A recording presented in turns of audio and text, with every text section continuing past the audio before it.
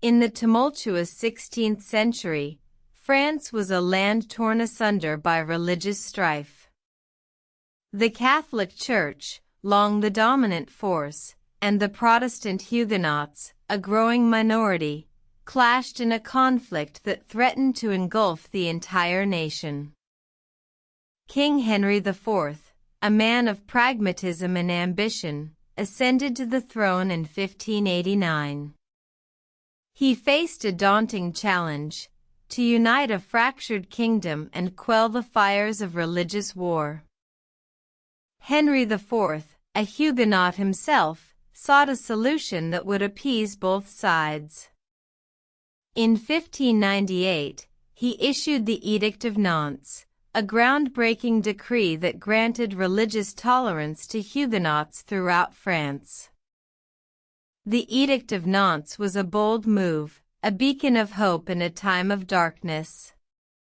It guaranteed Huguenots the right to worship freely, to hold public offices, and to pursue education, all within the bounds of the law. The decree was met with a mix of reactions.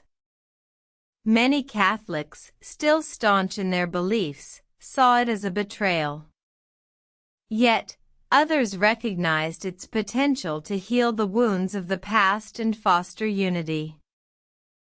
The Huguenots, long persecuted and marginalized, found new hope in the edict. They could now publicly practice their faith without fear of reprisal. Communities sprang up, churches were built, and the once silenced voices of the Huguenots were heard. However, the edict was not without its flaws. It was limited in scope, applying only to certain regions and not addressing the deep-seated prejudices that persisted among many.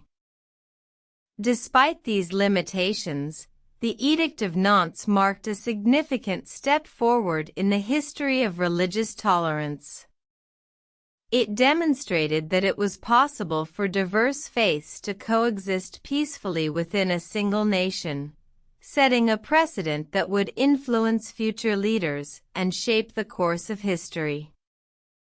Yet, the edict's legacy was not to last. In 1685, King Louis XIV, in a bid to assert his absolute power, revoked the edict, plunging France once more into religious strife.